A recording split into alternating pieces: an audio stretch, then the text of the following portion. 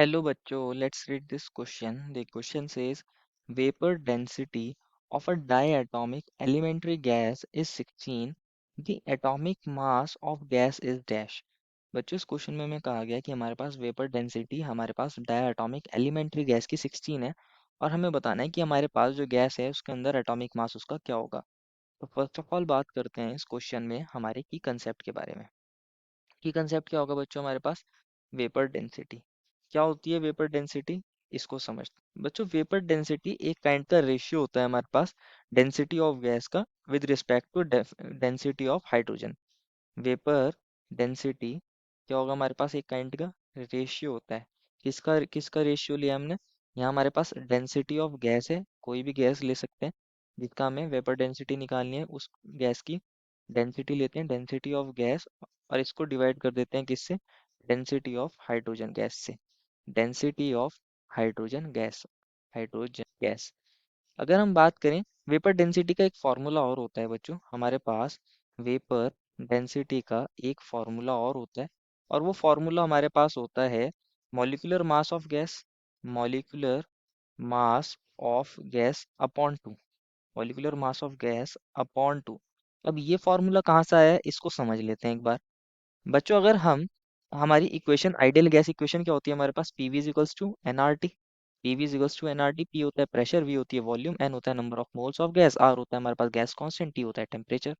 तो यहाँ हम इसको ऐसे भी लिख सकते हैं, P V is equals to number of moles को कैसे लिख सकते हैं, गिवन वेट जिसको मैं डब्ल्यू से रिप्रेजेंट कर रहा हूँ, अपॉन मोलर वेट जिसको हम कैपिटल एम से डिनोट करते हैं, आर टी। तो यहाँ से हमारे पास क्या बन सकता है, हम पी इंटू एम कर सकते हैं और अपॉन आर टी कर सकते हैं बच्चों। और ये बन जाएगा हमारे पास W upon V. W upon V क्या है, तो डब्ल्यू बाई वी क्या होता है बच्चों, डब्ल्यू बाई वी क्या हो गया हमारे पास, मास पर यूनिट वॉल्यूम, मास पर यूनिट वॉल्यूम हो गया ये हमारे पास। और इसी को तो हम बोलते हैं डेंसिटी। इसी को क्या बोलते हैं बच्चों, हम डेंसिटी बोलते हैं। तो ये तो हमारे पास डेंसिटी बन गया है। डेंसिटी को क्या मैं इस तरह लिख सकता हूँ, डी से डिनोट कर देते हैं। तो हमारे पास क्या बन जाएगा, P M upon R T is equals to density. ये डेंसिटी के इक्वल आ गया है। तो हमारे पास बच्चों एक चीज समझ आ गई, P M by R T के आ गया है, डेंसिटी के इक्वल आ गया है। तो अभी हमने वेपर डेंसिटी का स्टार्टिंग में फॉर्मूला देखा था।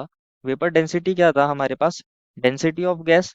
तो डेंसिटी ऑफ गैस को कैसे लिख सकता हूँ, pressure of gas into molecular mass of gas, M gas लिख सकते हैं molecular mass of gas, upon R तो गैस कांस्टेंट है, टी टेम्परेचर हमारा है। और हम इसी तरह क्या लिख सकते हैं, अपॉन में क्या कर रहे थे हम, डेंसिटी ऑफ हाइड्रोजन गैस को लेके चल रहे थे, तो वहाँ प्रेशर ऑफ हाइड्रोजन गैस और mass of H two gas लिख सकते हैं, molecular mass of H two gas upon R T, ये लिख सकते हैं। अगर हमारे पास प्रेशर आर टी कांस्टेंट ले लें बच्चों हम, एक स्पेसिफिक टेम्परेचर और प्रेशर पे हम यहाँ डेंसिटी को मेजर करें, वेपर डेंसिटी निकालें, तो ये हमारे पास इक्वल होंगे, ये कट जाएंगे, तो बन जाएगा mass of gas upon molecular mass of hydrogen. और हमारे पास ये बन जाएगा molecular mass of gas upon hydrogen का मॉलिक्यूलर मास कितना होता है बच्चों, हमारे पास 2। तो हमारे पास ये वाला फॉर्मूला आ जाता है, vapour density is equal to molecular mass of gas upon 2, जिसको भी हमने पीछे देखा था। अब हमारे पास ये वाला फॉर्मूला आ चुका है। हमें क्वेश्चन में वेपर डेंसिटी 16 दी है और हमारे पास मॉलिक्यूलर मास ऑफ गैस को हमने एम गैस से डिनोट कर दिया है, और इन अपॉन टू, यहाँ टू उसमें जाके मल्टीप्लाई हो जाएगा 16 में, तो हमारे पास 32 आ जाएगा क्या बच्चों, molecular mass of gas. Molecular mass of gas आ गया है। बच्चों अब ध्यान से समझना है, मॉलिक्यूलर मास ऑफ गैस आ गया है हमारे पास। ऑफ गैस कितना आया है, 32।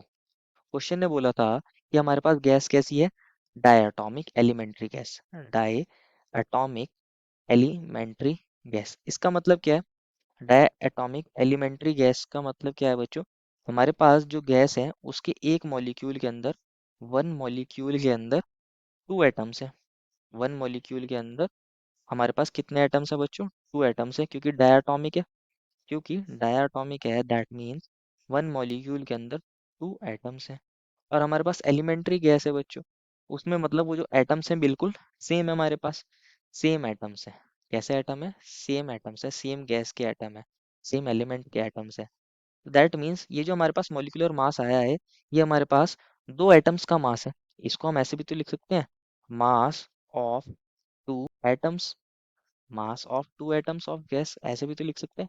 ये हमारे पास 32 आया है, तो हमारे पास मास एक एटम का कितना आ जाएगा, mass of one atom of gas, mass of one atom of gas आ जाएगा 32 अपॉन टू, दैट इज 16। 16 आ जाएगा mass of one atom of gas. और mass of one atom of gas को ही तो बोलते हैं हम atomic mass of gas. Atomic mass of gas इसी को तो बोलते हैं बच्चों। और क्वेश्चन ने हमसे एटॉमिक मास ही पूछा था गैस का। मॉलिक्यूलर मास पूछता तो 32 हो जाता। एटॉमिक पूछा है तो 16 ही रहेगा।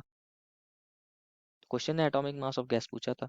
देखो final answer is the atomic mass of gas is 16। I hope you understood it well and best of luck.